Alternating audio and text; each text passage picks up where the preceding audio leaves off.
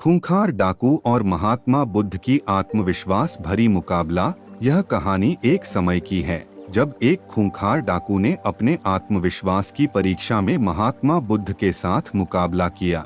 इस आदर्शवादी और धार्मिक संग्राम में दो व्यक्तित्वों के भीतरी ताकतों का मुकाबला होने वाला है, जिसने उनके सोच, व्यवहार और जीवन को प्रभावित किया।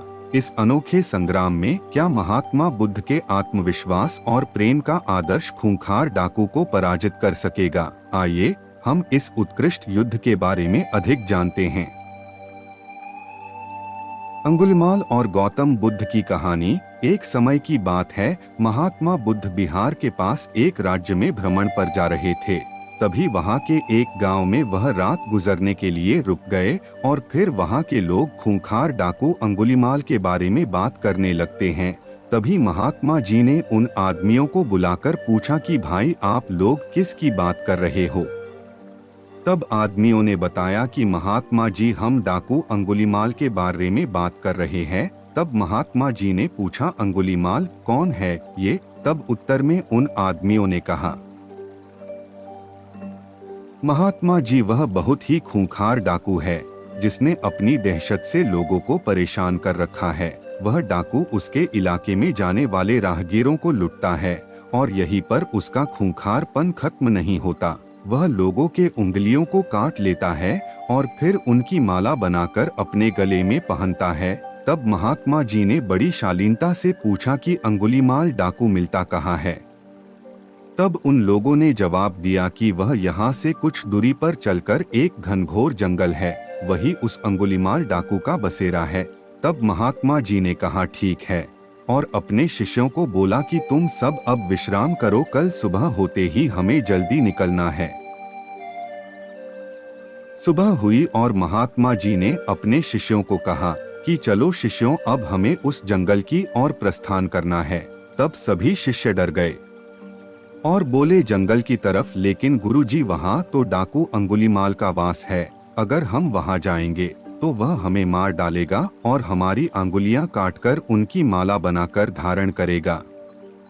तब महात्मा जी बोले कि शिष्यों, कभी भी किसी परिस्थिति में डरना नहीं चाहिए, लेकिन कोई बात नहीं, अगर तुम लोग नहीं जाना चाहते तो कोई बात नहीं, मैं तुमको वहां जाने के लिए बाध्य नहीं करूंगा, जैसी तुम्हारी इच्छा। महात्मा जी जंगल की तरफ प्रस्थान करने के लिए जो ही प्रस्तुत हुए, गांव के लोगों और शिष्यों ने उन्हें बहुत रोका, लेकिन वह नहीं माने और जंगल की ओर चल पड़े। और फिर अंतत वह जंगल पहुंच गए जहां कि अंगुलिमाल रहता था। जब उस डाकू की नजर महात्मा जी पर पड़ी, तब वह महात्मा जी को बड़े आश्चर्यजनक तरीके से देखने लगा और सोचने लगा कि इस जंगल में आदमी साथ मिलकर भी नहीं आते और यह यहाँ अकेला चला आया। तब उसने महात्मा जी से पूछा कि कौन हो तुम? महात्मा जी ने कहा, मैं एक राहगीर हूँ।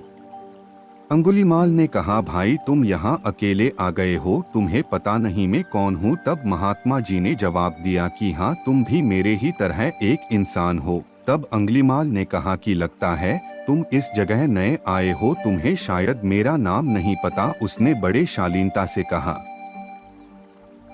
महात्मा जी ने कहा, मुझे तुम्हारे बारे में गांव वालों ने बताया था। तब अंगुलिमाल ने कहा, फिर भी तुम यहाँ चले आए, तुम्हें मुझसे डर नहीं लग रहा क्या? तब महात्मा जी ने कहा कि डर कैसा, मुझे तुमसे क्यों डर लगेगा?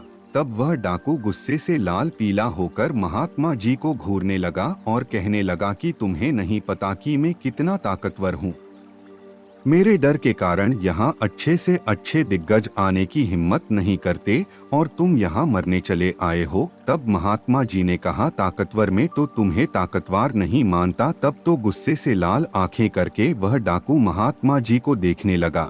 तब अंगुलिमाल ने कहा कि तुम्हें नहीं पता कि मैं कितने आदमियों को मार चुका हूँ। मेरे गले में यह माला देख रहे हो, मैंने उन आदमियों को सिर्फ लुटता नहीं हूँ, बल्कि उनके हाथ की उंगलियां को काटकर अपनी माला में पिरो लेता हूँ।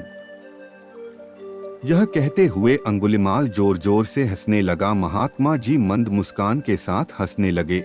तब वह डाकू आश्चर्य से महात्मा जी को देखने लगा और सोचने लगा कि अरे, यह कैसा इंसान है, मुझसे डरने की बजाय यह हंस रहा है। तब अंगुलीमाल ने कहा कि लगता है तुम्हारा मानसिक संतुलन ठीक नहीं है।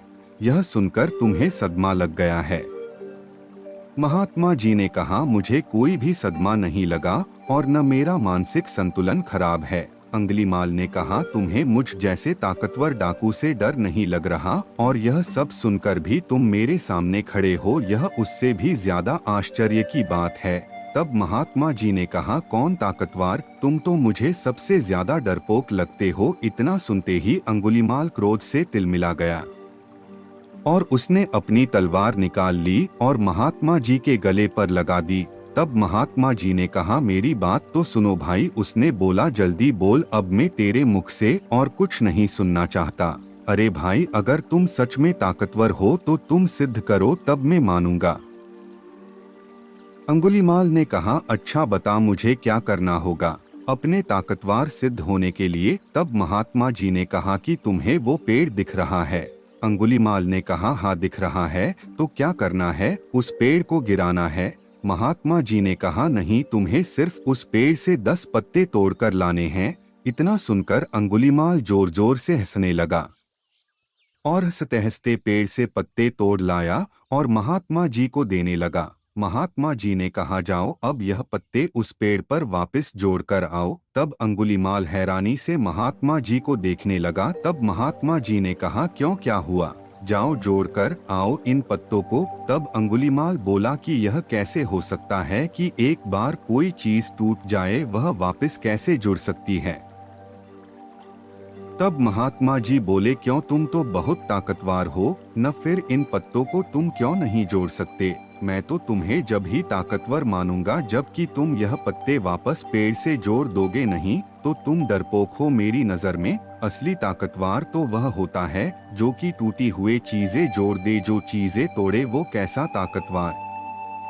यह सुनकर अंगुलीमाल महात्मा जी के चरणों में गिर गया और उनसे कहने लगा कि महाराज जी मुझे क्षमा करे, सचमुच मुझे आज एहसास हुआ कि मैं कितना बड़ा पापी हूँ। मैंने कितने निर्दोष लोगों का खून बहाया और उन्हें लुटा। महात्मा जी बोले कि तुम्हें अपने पापों का एहसास हुआ, यह बहुत बड़ी बात है। अगर तुम्हें सचमुच अपने किए पर पछतावा है तो आज से सच्चाई और अच्छे राह पर चलो, दीनों की मदद करो और अपनी ताकत का इस्तेमाल जरूरतमंदों की रक्षा में करो। तब से अंगुलीमाल अच्छे रास्ते पर चलने लगा और सबकी मदद करने लगा। इस कहानी में हमने देखा कि खूंखार डाकू और महात्मा बुद्ध की आत्मविश्वास भरी मुकाबले के बीच एक अंतर था। जबकि डाकू आत्मविश्वास की कमी के कारण हार गया, महात्मा बुद्ध ने अपनी आत्मशक्ति को पहचाना और सच्चे आत्मविश्वास की प्राप्ति की। हमें यह याद रखना चाहिए कि जीवन की हर मुश्किल से लड़ने के लिए आत्मविश्वास हमारी महत्वपूर्ण उपकरण होती है। हमारी जीत या हार आत्मविश्वास पर निर्भर करती है और जब हम सही तरीके से आत्मविश्वास को समझते हैं और उसे विकसित करते हैं तो हम सचमुच अपारतंत्री हो सकते हैं।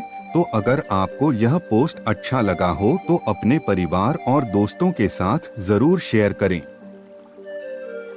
और भी प्रेरक कहानी सुनने के लिए चैनल को सब्सक्राइब करें और वीडियो को लाइक करें और सुझाव के लिए कमेंट दें।